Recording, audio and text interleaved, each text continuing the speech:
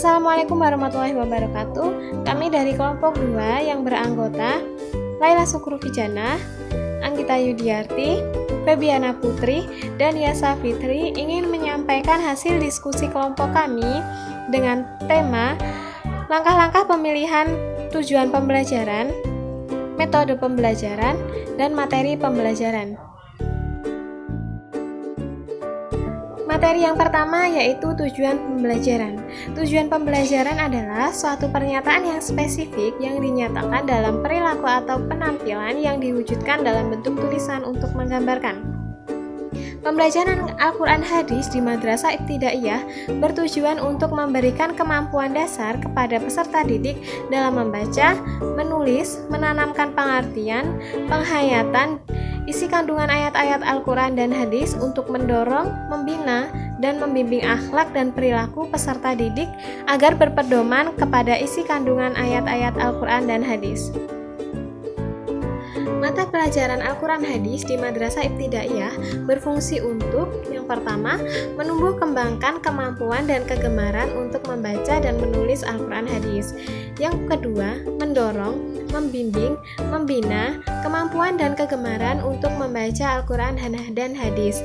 Yang ketiga, menanamkan pengertian, pemahaman, penghayatan, dan pengamalan kandungan ayat-ayat Al-Quran Hadis dalam perilaku peserta didik sehari-hari. Yang ketiga, memberikan bekal pengetahuan peserta didik untuk mengikuti jenjang pendidikan tingkat selanjutnya.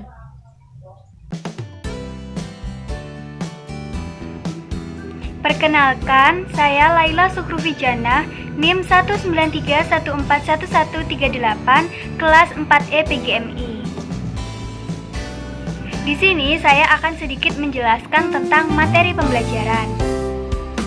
Apa sih itu materi pembelajaran? Materi pembelajaran adalah pengetahuan, keterampilan, dan sikap yang harus dikuasai peserta didik dalam rangka memenuhi standar kompetensi yang telah ditetapkan agar tujuan pembelajaran tercapai. Intinya, materi yang ditentukan untuk kegiatan pembelajaran hendaknya materi yang benar-benar menunjang tercapainya kompetensi dasar serta tercapainya indikator. Selanjutnya, kita masuk pada jenis-jenis materi pembelajaran. Di sini saya akan menjelaskan 5 macam jenis materi pembelajaran. Yang pertama yaitu fakta, segala sesuatu yang bersifat kenyataan dan kebenaran, meliputi nama-nama objek, peristiwa sejarah, lambang, atau komponen suatu benda. Yang kedua yaitu konsep, segala hal yang berbentuk gambaran umum yang bisa dipahami dan timbul dari hasil pemikiran. Contohnya definisi, pengertian, ciri khusus, hakikat, dan sebagainya. Yang ketiga yaitu prinsip.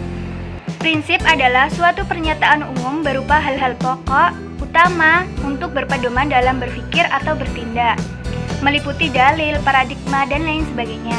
Yang keempat yaitu prosedur, merupakan langkah-langkah yang sistematis atau serangkaian tata cara dalam mengerjakan suatu aktivitas dan urutan kejadian suatu sistem. Yang kelima yaitu sikap, merupakan hasil belajar aspek sikap. Misalnya, nilai kejujuran, kasih sayang, tolong-menolong, semangat, dan masih banyak lagi. Selanjutnya, kita masuk pada prinsip pengembangan materi pembelajaran. Di sini ada 3 prinsip. Yang pertama, relevansi, artinya kesesuaian. Materi pembelajaran hendaknya relevan dengan pencapaian standar kompetensi dan pencapaian kompetensi dasar. Yang kedua, konsistensi, artinya ketetapan atau keajikan.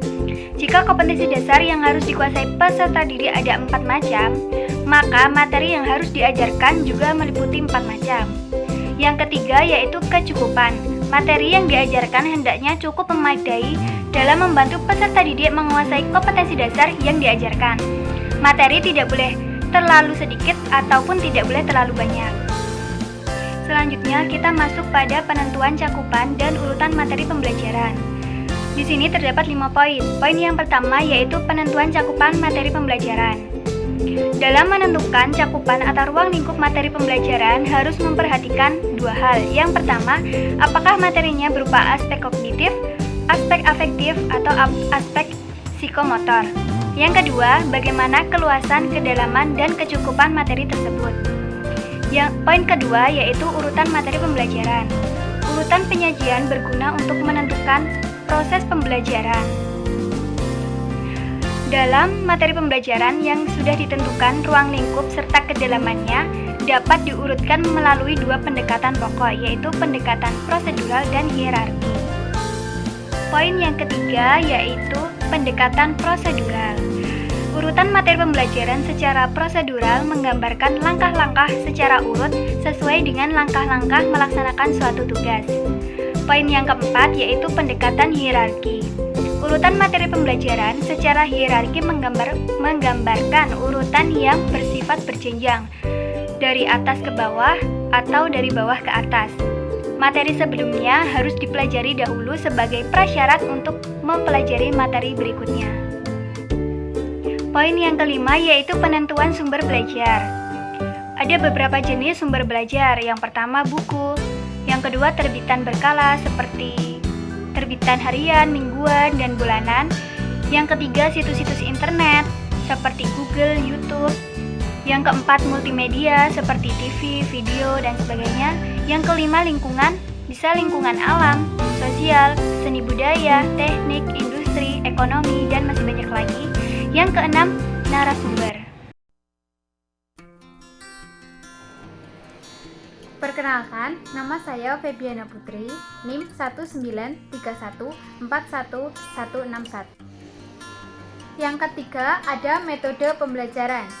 Pengertian dari metode pembelajaran adalah cara yang digunakan untuk mengimplementasikan rencana yang sudah disusun dalam bentuk kegiatan nyata dan praktis untuk mencapai tujuan pembelajaran yang telah ditetapkan sesuai dengan materi dan metode pembelajarannya.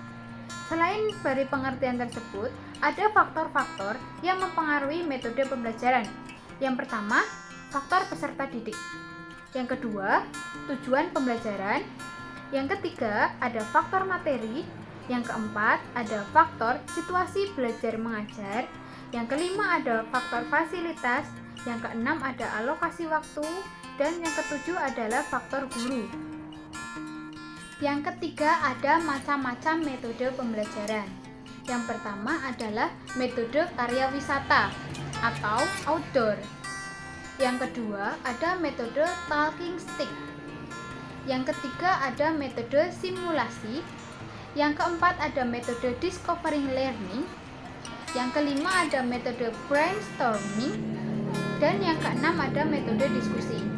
Dari beberapa macam metode pembelajaran, terdapat juga metode pembelajaran yang lain. Yang pertama ada metode ceramah, metode diskusi, metode tugas belajar atau pemberian tugas belajar.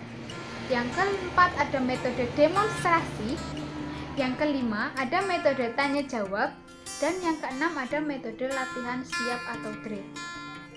Dari beberapa pengertian, faktor, dan macam-macam metode pembelajaran, dapat disimpulkan bahwa metode pembelajaran adalah cara yang ditempuh oleh seorang guru atau pendidik dalam proses belajar mengajar atau menyampaikan materi kepada siswanya dengan tujuan mencapai tujuan pembelajaran yang telah ditentukan.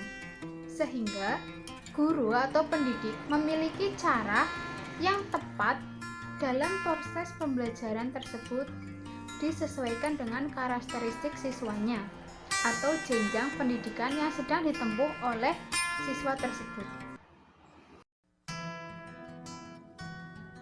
Di sini saya akan menjelaskan tentang langkah-langkah tujuan pembelajaran, materi pembelajaran, dan metode pembelajaran. Yang pertama kita bahas di sini adalah langkah-langkah tujuan pembelajaran.